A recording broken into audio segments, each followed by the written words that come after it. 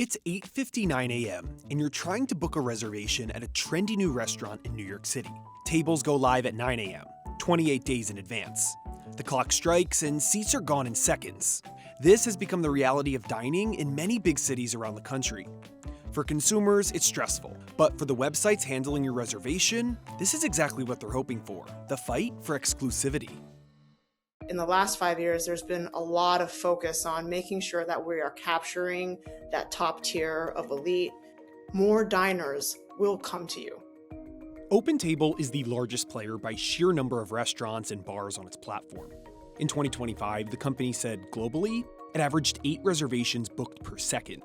While neither company shared exact totals, OpenTable and Resy told CNBC it lists over 60,000 venues and over 20,000 venues respectively. At trendy hotspots, these platforms are the gatekeepers of hard-to-get tables. But for most restaurants, they're a critical marketing tool. I'm at Les Vagabonds, a Parisian steakhouse in Manhattan. And when the restaurant first opened back in April of 2025, it tried to go old school, no reservation systems at all. But it quickly realized that wouldn't be feasible in the current restaurant landscape. Now, it's on both OpenTable and Resy. Probably at the year mark, we'll sort of look at both and figure out which one works best. I don't mind paying more if it's really bringing in the people. The reservation industry has changed since the pandemic.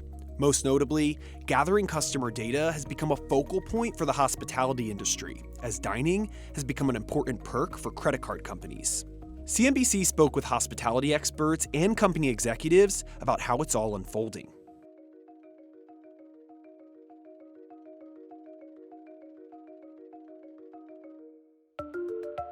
Getting a restaurant reservation used to be a one-stop shop.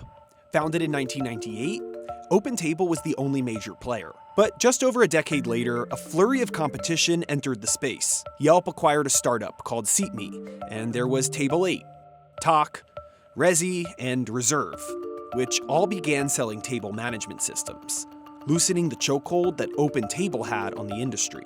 OpenTable had deprioritized innovation and customer service to restaurants, and it did create an opportunity for some new players to come in and to be innovative and to be scrappy. That's really how Resy attacked the market. Resy quickly rose above the rest. It acquired competitor Reserve in 2018, while Table 8 fizzled out. By 2019, it reached approximately 4,000 restaurants on the platform, and many of them were big names like the Union Square Hospitality Group, whose portfolio includes multiple Michelin-starred spots. When you look at the original tables that were on OpenTable, to me, it read a lot more like those classic corporate dining places. So the smaller, hotter, cooler places were going on Resy, and I think that created a little bit of a tonal shift. On top of that, Resy came in undercutting OpenTable on pricing. The legacy operator was charging a monthly fee plus a cover charge for each guest it secured a reservation for. Basically, OpenTable was selling demand, and hot restaurants didn't need to pay for it because, well, they already had it. Resy offered an attractive alternative: advanced software and business intelligence tools that enabled restaurants to run their business more efficiently. And its platform simply charged a monthly fee, regardless of the number of guests that it booked. When I came on in 2020, we had already lost so many of the best. And winning some of those top restaurants back, those take years, right? And, for my first 2 years as CEO, I would say I went on an apology tour. OpenTable went back to the drawing board to reassess its offering. The company says pricing was one of the first things it tackled. Today, Resy and OpenTable have tiered plans for restaurants and charge between $150 and $500 per month, depending on their subscription. OpenTable still charges per guest booking fees, but now offers options that waive the fee if a customer is booking through the restaurant's own website. It was actually one of the easiest things we did, right? Okay, this one size fits all does not fit all, right? The Midtown restaurant that's serving, travelers and business people coming in is different from the restaurant that's in Brooklyn that fits 30 people and the line is out the door. All right, I've got an iced tea. If somebody's booking through our website, they already know us. So why would I want to start paying $1.50 for that customer? OpenTable has sort of addressed that now and presented something that's a lot more appealing to the restaurateur. which is like, no, you're only going to pay for the new customers that find you on our app, as opposed to people that you might have already had. DoorDash is the newcomer. It acquired the reservation platform SevenRooms for $1.2 billion in 2025. While SevenRooms allows restaurants to integrate bookings onto their own website, it also allows them to list themselves on the DoorDash app, which now has a reservations tab. SevenRooms wouldn't share exact figures, but its website says that it works with over 15,000 restaurants. The investment in SevenRooms has helped us bring hospitality depth for restaurants, while DoorDash has really helped bring that scale for restaurants. Delivery and dine-in have typically been siloed data sets.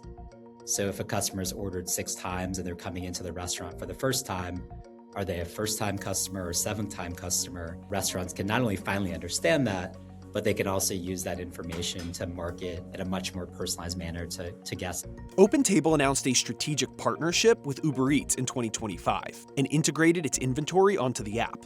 Uber even gives ride credits to users who book on there. This partnership is still in its early stages, and the companies say that the platforms will be further integrated over time. And while Resy initially focused less on driving demand, it has now become a critical part of its business. You can begin to build one of these reservations platforms by going to smaller restaurants and by going to very popular restaurants and saying, we have better software. But pretty soon, in terms of your addressable market, you get to restaurants that need demand. So as Resy's growing, there comes a point where we say, we need more audience. We need more people to be making these reservations. That's where American Express comes in. It's 10 a.m. and reservations just went live for an Italian restaurant in Brooklyn called Misi. I'm trying to make a reservation for 4 people 30 days out from now, but there are no options between 6 and 8 p.m., even though reservations just got posted. That's because Misi is a part of the American Express Global Dining Access Program, which reserves exclusive primetime slots for its American Express Platinum card holders, a card that'll run you nearly $900 a year. American Express acquired Resy in 2019, and with financial backing from one of the biggest credit card companies in the world, Resy has grown its restaurant count by more than 5 times since then. Amex also acquired the reservation platform Tock in 2024 for $400 million. It recently announced it would be integrating Tock's roughly 5,000 venues onto its flagship platform in summer 2026. American Express gives us scale and the ability to invest in ways that no one else can. That restaurant that is really hard to get is amazing. I'm glad to see that restaurants are full all of the time. But there's also other restaurants that you might be able to discover and try and love just as much. And so for us, it's our responsibility to leverage our technology, our platform through our app, married with our content and editorial expertise to really help the diner discover and in turn drive more demands to more restaurants. Premium cardholders get credits for Resy restaurants. We know that American Express card members spend close to $90 billion a year as a company and US consumer in dining. And we know that they also spend more. People with the Resy credit on American Express cards spend over 25% more on dining transactions. OpenTable was bought by Priceline, now Booking Holdings, in 2014 for $2.6 billion. The company doesn't break out financial figures for OpenTable, but told CNBC it saw double-digit revenue growth in 2025. OpenTable secured a partnership with Visa and JP Morgan Chase. Sapphire Reserve cardholders pay a nearly $800 per year fee and also get OpenTable credits and exclusive reservations. When people go out to dine now, it's about being able to actually say you went to a place more than anything else. And I think that that's a big shift in the way that we talk about things. DoorDash has also leveraged its SevenRooms acquisition to secure exclusive tables for its premium users as well. This is American Bar in the West Village, and as you can see here, that 9 p.m. time slot is reserved exclusively for Dash Pass members. In New York City, as an example, when the corner store launched, posted on social media that they were coming, we saw an influx of new customers downloading the DoorDash app, signing up for Dash Pass just to get these exclusive slots. You have to have the restaurants diners are looking for, because no diner is loyal to a platform. They're loyal to the restaurant that they go to. But I realized quickly, I'm not going to be able to move some of these top tier restaurants without having a credit card component, because the offer that I could have the world's best product, and I think I do. But there's a cash component here that like I cannot compete with. In 2025, headlines around restaurants going back to OpenTable began circulating. Part of the reason? Well, OpenTable has been giving money to certain restaurants to hold back exclusive primetime tables. That's been made possible by its partnerships with Visa and Chase. The New York Times reported that restaurants it spoke to received between $40,000 and $95,000 to make the switch. However, OpenTable declined to share an official range with CNBC and said that the amount is dependent on the city and restaurant. This is the beginning, and it happened to start at the high end, really popular, but it's something that we are focused on. How can we do more of this that hit more parts of our install base? What we've found with targeting those higher end groups or targeting restaurants who are very renowned or very, very popular is those are market movers in terms of other restaurants will look and see what those players are doing. And they all talk. The future of restaurant hospitality is data. The value of these competing restaurant platforms will depend on how much it can help a business beyond just booking tables. Although it was acquired by DoorDash last year, SevenRooms was founded back in 2011. Its main differentiator at the time was a laser-sharp focus on customer data. That was long before Resy and OpenTable innovated on that front. One of the things we found when we started was just how disconnected data was, and basically the systems of record were the people's heads inside the restaurant. And so we thought there was an opportunity to move that data into a system and really connect who someone is, what their preferences are, and what they're actually ordering. There's only two ways to make more money in the restaurant industry. It's either turning faster and having more seats, more people coming through, or increasing the average spend per table. So having more people come through, that churn and burn can be really exhausting and not necessarily efficient.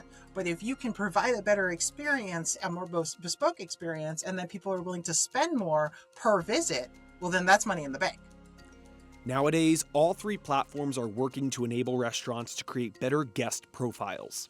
A big piece of that is integrating point-of-sale systems. Think that little handheld device that servers order and run payments through to create personalized profiles on diners. I hosted a Michelin star restaurant in downtown Austin. Just like last week, we started getting these little stars on y'all's profiles. We've got frequent reviewer, leaves more reviews than the average guest. Here's another good one. High spender, spends more per cover than the average OpenTable guest. OpenTable also provides restaurant owners high-level data on their competition.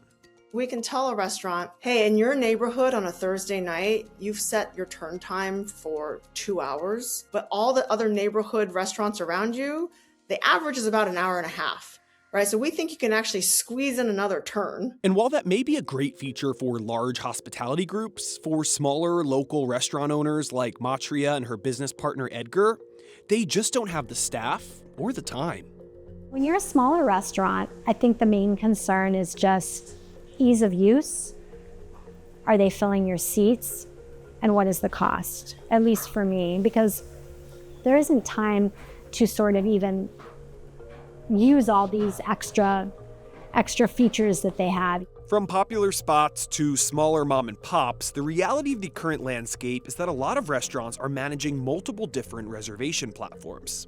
While that can provide additional capabilities and customer reach, it can also add a lot of complexity. In theory, there's 3 different demand fire hoses that they're connected to, and I do think to some extent that is true. But operationally, it's a pretty heavy lift to be across 3 platforms. Tomich says that on the weekends, Le Vagabond will divide its reservation time slots between Resy and OpenTable.